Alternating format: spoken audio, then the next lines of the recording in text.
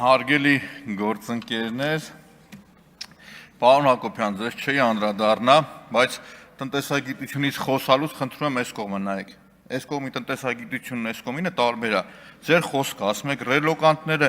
գալը բացասաբար ազդեգների վրա։ Համել ասում եք կառավարությունը խրախուսել է ռելոկանտների գալը։ Ձեր կռիվն ում է դա։ Հետո ասում են դեից մեր գործընկերներից ուժեղ Հայաստանից ասում եկել են Հայաստան, որտեղ ԵԱՏՄ անդամ են, ասում եք բախի Վրաստան ու Ադրբեջան չեն գնացել, որովհետև ԵԱՏՄ անդամ չեն։ Հիմի շարունակեմ, էլի։ Ժողովուրդ, ուրեմն պարոն Հակոբյան, անկեղծ եմ ասում, Civic-ի ձեր լրագրողական աշխատանքը ավելի գնահատելի էր, քան պատգամավորական տնտեսագիտական գնահատականներ տալը։ Խնդրում եմ տնտեսագիտությունից խոսալուց այս թվի ժողովրդի հետ։ Դա օգուտ կբերի ձեզ։ Պարոն Ալեքսանյան, անկեղծ մեկ մտածում էի չանդրադառնամ, բայց այնուամենայնիվ Սևակի խոսքից, պարոն Խաչատյանի խոսքից հետո անդրադարձ կատարեմ։ Իհարկե, ձեր ցույց տված տեսանյութը ոչ մեկ չի կարող գովել կամ ասել դրական է։ Իհարկե, խիստ դատապարտելի է, չնայած այն հանգամանքին, թե ով է եղել այդ անձը, այնուամենայնիվ խիստ դատապարտելի է։ Դատապարտելի է, որ տվյալ անձնավորությունը, ժողովուրդ, զոհվածի գերեզմանակարի փողի շորթման գործով դատված է եղել։ Պարոն Ալեքսանյան, շատ կխնդրեմ նաև ասեք, որտեղ է այդ ադամարտիկը կռվել, ինչ մարտական առաջադրանք է կատարել եւ 5 անգամ որտեղ է վիրավորվել։ Իմ համար շատ անհասկանալի էր, շատ անհասկանալի էր։ Տվյալ անձնավորությունը չնայած այն հանգամանքին, որ նմանատիպ վատ վարք է դրսևորել, էլի եմ նորից ասում, դատապարտելի էր նման արարքը։ Հաջորդը, այդ նույն անձնավորությունը զոհվածի ծնողների գումարը վերցրել, շորթը փախել է այդ դեպքերի ժամանակ, ժողովուրդ։ Ես երեք փորձեցի կապ հաստատել նախկին ԵԿՄ վարչության աշխատակազմի ղեկավար ձեր գործընկերներից Աշխեն Հայրապետյանի հայրիկի հետ, Համլետի Հայրապետյան, անկեղծ չկարողացա ոնց չկարողացա հաստատել, որ մի հատ ավելի մանրամասն ճշտել ասել, բայց այնուամենայնիվ պարոն Ալեքսանյան, ձեզ ասեմ, կապված Մանվել Գրիգորյանի հետ բոլոր պատասխանները տվել եմ, էլ չեմ անդրադառնա այդ թեմային։ Կա առարկայական խոսելու թեմաներ, որոնց որ կանդրադառնամ։ Առանց այդ էլ այդքան էլ դուրեկան մթնոլորտ չի կամ աշխատանքային պայմաններ։ Հիմա շարունակեմ ես, պարոն Թունյան, ոլորտը, որտեղ որ գործունեություն պիտի ծավալի տնտեսական հանձնաժողովը, որտեղ որ նաև պատկերացնում եմ ինձ, օրինակ գյուղատնտեսության ոլորտը եւ գյուղացիների խնդիրները, այսինքն նույն գյուղացիների ընդունենք ապահովագրության խնդիրները, որոնք որ կա կամ կառավարության դերակատարումը այդտեղ ոնց կլինի։ Օրինակ Շիրակի մարզի Ոսկեազ գյուղը, որ 2 տարի անընդմեջ կարկուտը գալիս է ու պետության կողմից հստակ սահմանված չափորոշիչներ կամ մնացածը չկա, այս մարդկանց փոխհատուցումը ոնց է լինում, գյուղ վարկ են վերցրել, վճարման կարգը ոնց է լինում, կա միջամտության կարիք, իհարկե շատ կա։ Այսօր գյուղատնտեսությունը ամենախոցելի ոլորտն է եւ պիտի այնպիսի նաեւ օրենսդրական դաշտ ստեղծվի, որ գյուղացին չլքի գյուղը։ Դա ամենաահավորն է, երբ որ գյուղը դատարկվում է, ժողովուրդ։ Հաջորդը քաղաքաշինության ոլորտը, որի մասին կուզենայի խոսել, այսօր քաղաքաշինական այս խայտառակ նորմերը, որոնք որ Երևանում կան ու չեն պահպանվում, ու տուժտուգանքն էլ չի կիրառվում, դա ուղղակի խայտառակություն է։ Այդ օդի աղտոտվածությունը ստեղծում է քաղցկեղացին տարեր, որոնք որ այսօր Հայաստանի Հանրապետությունում մեր շատ քաղաքացիներ տառապում են այդ ծանր հիվանդությամբ։ Առաջացում է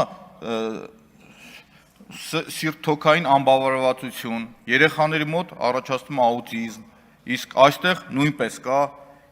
օրենսդիր դաշտի աշխատանքը, իրավական կարգավորումները։ Այսինքն շինարարը պիտի հասկանա, որ եթե նորմերը չի կարողանում պահպանել, ինչ է իրան սպասվում։ Կամ մեկ ուրիշ խնամի բարեկամ ծանոթ համակարգը, որպեսզի չգործի, որ Երևանի քաղաքում, քաղաքապետարանում ավականին չորոշի ում է տալիս ըստ հայեցողության արտոնություն, ում վճարվելիք գումարը ներում է, ումը չէ, շատ պարզ լեզվով եմ ասում, այլ պիտի հստակ օրենքով սահմանված այդ բոլորը լինի։ Հաջորդը որ կա տնտեսական մրցակցության պայմաններն է, ժողովուրդ, եւ հակամենաշնորհային կառավարումը։ Գիտեք, Հայաստանում եթե ինչ-որ մեկը փորձի ասել, որ մենաշնորհը վերացել է, առնվազն ինքը իր հետ անկեղծ չի։ Եթե նույն բիզնեսմենների հետ աֆիլիացված մի քանի հատ ընկերություններ նույն ոլորտում գործունեություն են ծավալում ու շուկայում գերիշխող դիրք ունեն, դրա կարգավորումը ուղիղ պետության ձեռքում է։ պետք չի նոր հեծանիվ հորինել, կա պարզ քվոտավորման մեխանիզմը, կա մի մեխանիզմ, երբ որ դու ներմուծողին ու ասում ես ներմուծողն ու մանրածախ վաճառքը չպետք է նույնը լինեն։ Հաջորդը որ կա, ժողովուրդ ջան, խոսեցինք, այդքան քննարկում եք, թե Ռուսաստանի հետ առևտուրը, համախառն ներքին արդյունքը, պարոն Թունյան, ես ձեզ հարցը տվեցի, թե համախառն ներքին արդյունքի եւ պարտաքին պարտքի հարաբերակցությունը ինչպես կլինի, դուք պատասխանեցիք տնտեսական աճից։ Այսինքն, պարոն Հակոբյան, զգացիք տարբերությունը իմ ու ձեր տնտեսագիտության։ Իսկ ես հարցնում եմ, որ պատերազմն ավարտվեց, համախառն ներքին արդյունքը, իսկ ինչքան անկում կունում են, ավելի պարզ այդ հարցը ձևակերպումը տամ, եւ դրանից հետո ինչքան տեսակարգաշիր կունենա պարտքը։ Դուք դրա փոխարեն պատասխանում եք տնտեսական աճի ցուցանիշից, որը տեղ էլ համակարծիք չեմ, որ այս պարագայում կսկսի անկումը։ Ուզես թե չուզես, այդ անկումը կլինի, ժողովուրդ։ Հաջորդը որ կա, նույն օրինակը բերեցի, կա արտաքին էֆեկտ, որը ոչ մի ձեով դուք չես կառավարում, ընդհանրապես։ Կլինի օրինակ Պարսկաստանի ու Ամերիկայի հարաբերությունների սրումը, որը բերում է նավթի գնի կտրուկ աճին։ Սևծովյան ճգնաժամը, որի օրինակ առաջի դրականը մեր պետությունը, մեր տնտեսությունը քաղում է, որտեղ ռուսական տուրիստների մեծ հոսք է եկել Հայաստանի Հանրապետություն։ Իսկ տուրիստ գալը մեր երկիր գումար ծախսելը, պարոն Հակոբյան, միայն եւ միայն դրական է։ Միայն դրական է։ Ես չգիտեմ, այդ ձեր տնտեսագիտության մեջ ոնց է պատկերացնում, որ ռելոկանտները գան, գործունեություն ծավալեն, գումար աշխատեն մեր երկրի համար բացասական կլինի։ Այսինքն տների վարձերի աճը եթե նկատի ունեք, ժողովուրդ ջան, ստեղ էլի կարգավորման մեխանիզմ պետք է լինի։ Նույն ռելոկանտների օրինակը բերեմ, որ IT ոլորտի ռելոկանտները եկան Հայաստանի Հանրապետություն, բայց ոչ կառավարությունը, ոչ օրենսդիրը ճկուն չեղավ, որ այնպիսի պայմաններ ստեղծել, այդ մարդիկ չգնային մեր երկրից։ Չգնային այդ մարդիկ մեր երկրից։ Էլի եմ ասում, պարոն Հակոբյան, լավ կլինի, ասում եմ էլի, շատ բարձր եմ գնահատում ձեր գործունեությունը, չնայած որ վատ աշխատանք եք արել, էլ ասեմ, բացասական նեգատիվ եք սրսկի հասարակության մեջ, բայց ձեր տված լիազորությունները ինչը որ ձեզ տվել են, կատարել եք դուք։ Վատն են ասում, վատի մեջ եք վատները, լավները։ Ժողովուրդ, շարունակեմ, ես ունեմ իմ կարծիքը, յուրովի կարծիքը, որ այնուամենայնիվ հանձնաժողովի գործունեության շրջանակից շատ ոլորտների տեղափոխելը այդքան էլ ճիշտ չի եղել, եւ կարծում եմ աշխատանքի բնույթով հաջորդիվ խնդիր կլինի, որ նորից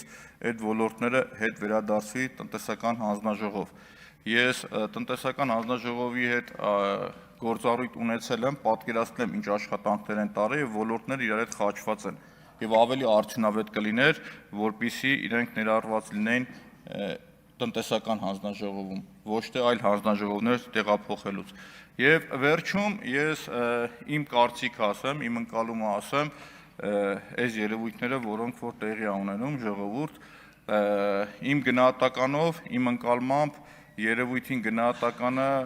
պարոն Կարապետյանի կողմից երեք հնչեցվել է ու ես ընկալել եմ, որ այդ գնահատականը երևույթի հետո այնուհետև աշխատանքային ձևով արտահայտված կլինի։ Գիտեք ոնց է, պատիվ չի բերում, ընդհանուր այս երևույթը պատիվ չի բերում։ Ու նորից եմ ասում, մեր որ խոսում եք նախորդ խորհրդարանում